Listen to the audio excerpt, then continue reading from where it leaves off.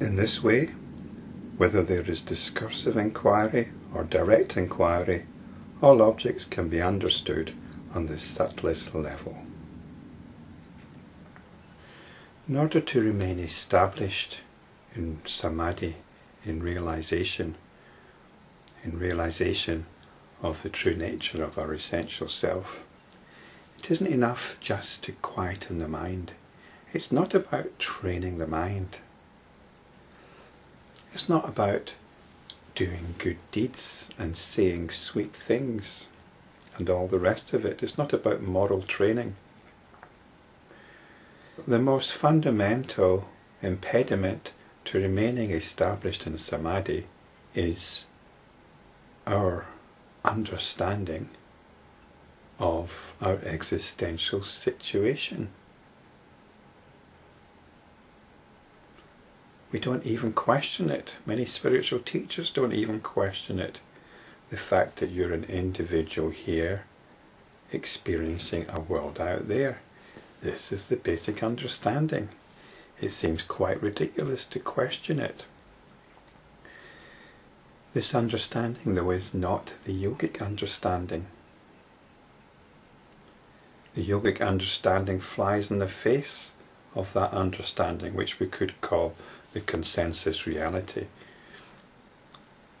If I'm talking to you, then we assume we're two individuals with some space between us, communicating within this context of an external world. That's the consensus reality. We assume that to be the case.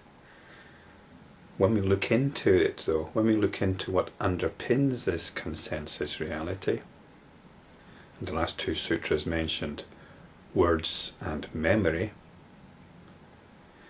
we see that there's no substance to these things. It all operates like consciousness does in a dream. And it's very easy to forget this. It's very easy to forget this yogic understanding. Perhaps you have realized this understanding. Perhaps you are centered in your sense of being. But spiritual practice, enlightenment practice, means becoming more and more established in samadhi, in the yogic understanding.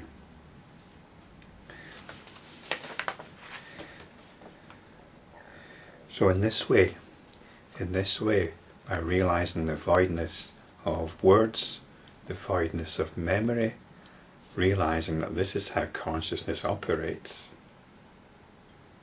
Consciousness creates space and time. It does it in a dream. It creates memories just as it does in the dream.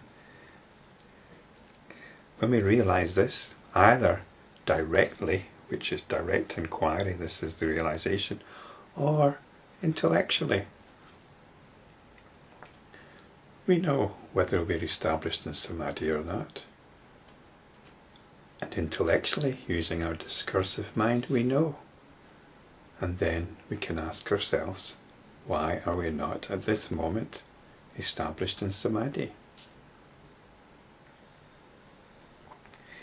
All objects can be understood on the subtlest level. All objects is this, it's all of this, the so-called external world. And it's not that we're understanding the external world or objects on the subtlest level. It's that on the subtlest level we're no longer taken in by them. We're no longer taken in by the belief or the consensus reality that they are actually something separate out there. Now, this isn't to say that the scientific consensus reality is wrong. That's okay within its particular mode of operation. So we're not going to put ourselves at odds with it. Although if you do take the scientific understanding deeper, if you do probe into what's understood by perception and objects, which is what the physicists do, it becomes very mysterious and insubstantial, doesn't it? But anyway, let's not go into that right now. Objects can be understood on the subtlest level. It means we're not taken in by notions of their apparent separateness, of their apparent solidity, of their apparent reality. What is real is this samadhi, this sense of being, this self. An object can be comprehended on this subtle level without any cognitive discrimination. So this is what we must do. We don't get into cognition. We don't get into labelling. We don't get into saying that this is a wardrobe, this is a camera, that's the sound of a seagull. Everything is simply happening. We're not engaging with what is going on in the mind. We're established in samadhi because there is nothing out there that we want. There is no out there. So an object can be comprehended. This means that we don't comprehend it. We don't get sucked in to its apparent reality. We maintain our centre of gravity. Comprehending exactly in this way is the seed of samadhi.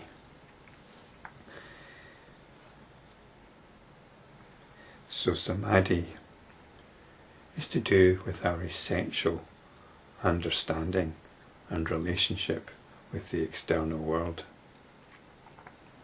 The understanding imposed by a consensus reality must be bypassed. This is the seed of samadhi. This is the seed by which samadhi can become more and more established.